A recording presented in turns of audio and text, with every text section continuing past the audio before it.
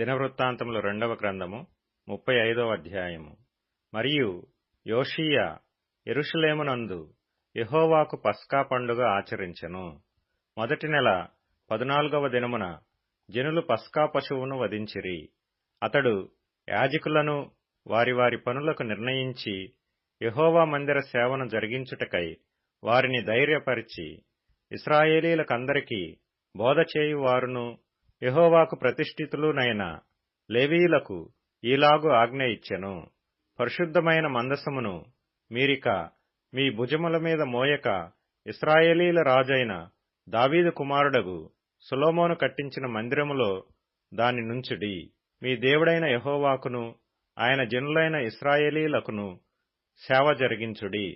ఇశ్రాయేలీల రాజైన దావీదు వ్రాసి ఇచ్చిన క్రమము చొప్పునను అతని కుమారుడైన సొలొమోను వ్రాసి ఇచ్చిన క్రమము చొప్పునను మీ పితరుల ఇండ్లకు ఏర్పాటైన వరుసలను బట్టి మిమ్మును సిద్ధపరచుకొనిడి. జనుల ఆయా భాగములకు లేవీయులకు కుటుంబములలో ఆయా భాగములు ఏర్పాటగునట్లుగా మీరు పరిశుద్ధ స్థలమందు నిలిచి వారి వారి పితరుల కుటుంబముల వరుసలను బట్టి జనులైన మీ సహోదరుల కొరకు సేవ చేయుడి. ఆ ప్రకారము పస్కా పశువును వధించి మిమ్మును ప్రతిష్ఠించుకొని మోషే ద్వారా యెహోవా ఇచ్చిన ఆజ్ఞలను అనుసరించి దానిని మీ సహోదరుల కొరకు సిద్ధపరచుడి.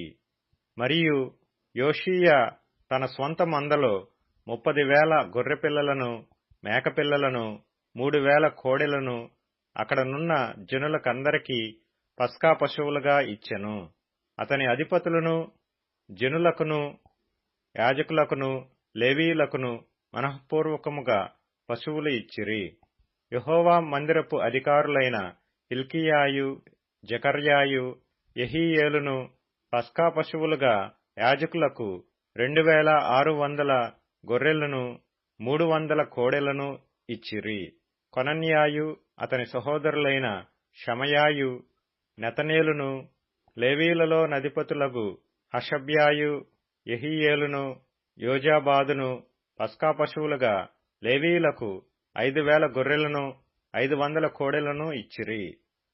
ఈ ప్రకారము సేవ జరుగుచుండగా రాజాజ్ఞను బట్టి యాజకులు తమ స్థలములోను, లేవీయులు తమ వరుసలలోను నిలువబడిరి.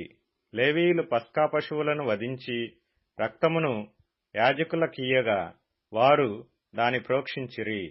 లేవీయులు పశువులను వలవగా మోషే గ్రంథములో వ్రాయబడిన ప్రకారము జనుల కుటుంబముల విభాగము చొప్పున యెహోవాకు అర్పణగా ఇచ్చుటకు దహనబలి పశు మాంసమును యాజకులు తీసుకొనిరి.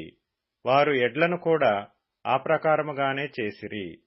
వారు విధి ప్రకారము పస్కా పశు మాంసమును నిప్పు మీద కాల్చిరి గాని ఇతరమైన ప్రతిష్ఠార్పణలను కుండలలోను, బొరుసులలోను, పెనములలోను ఉడికించి జనులకందరికీ త్వరగా వడ్డించిరి.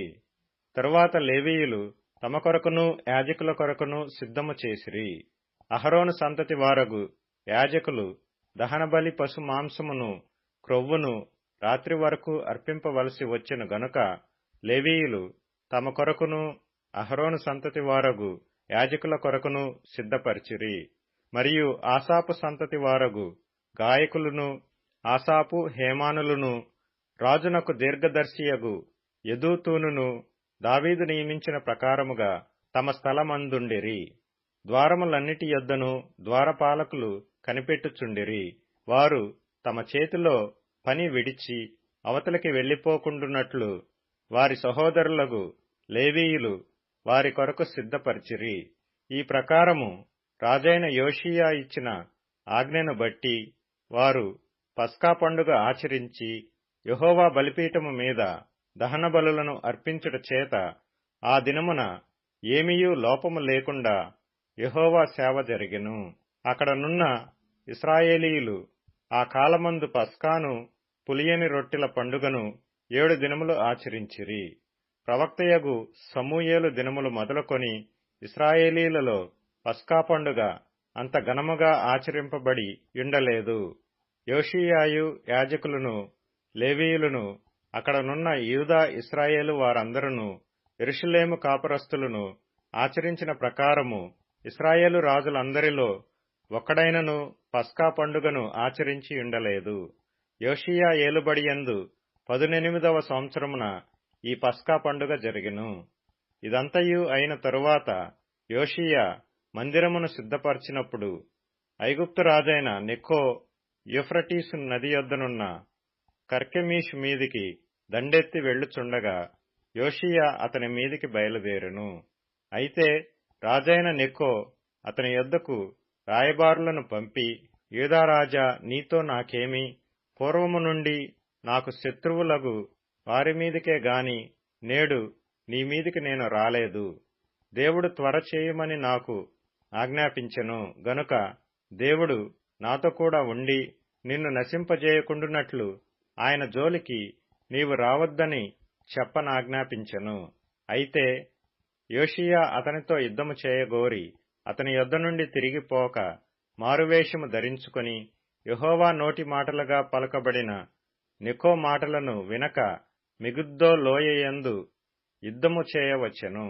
విలుకాండ్రు రాజైన యోషీయా మీద బాణములు వేయగా రాజు తన సేవకులను చూచి, నాకు గొప్ప గాయము తగిలెను, ఇక్కడ నుండి నన్ను కొనిపోవుడని చెప్పెను. కావున అతని సేవకులు రథము మీద నుండి అతని దింపి అతనికున్న వేరు రథము మీద అతని ఉంచి యెరూషలేమునకు అతని తీసుకొని వచ్చిరి. అతడు మృతి పొంది తన పితరుల సమాధులలో ఒకదానియందు పాతిపెట్టబడెను. యూదా యెరూషలేము వారందరూ యోషీయా చనిపోయినని ప్రలాపము చేసిరి. యిర్మీయాయు యోషీయాను గూర్చి ప్రలాప వాక్యము చేసెను.